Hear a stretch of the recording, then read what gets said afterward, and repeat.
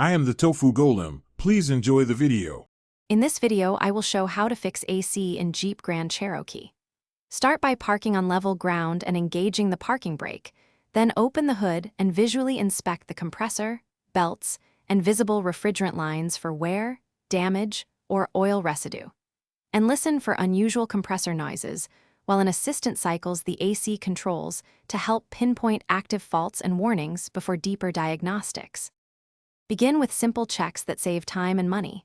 Verify cabin airflow, inspect fuses, and make sure the blower motor runs at all speeds. Next, measure system pressures with a manifold gauge to detect undercharge or overcharge conditions.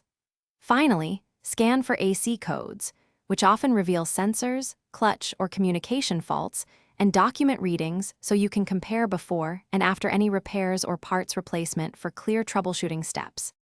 Start repairs by securing safety gear and recovering refrigerant properly using certified equipment or a qualified shop.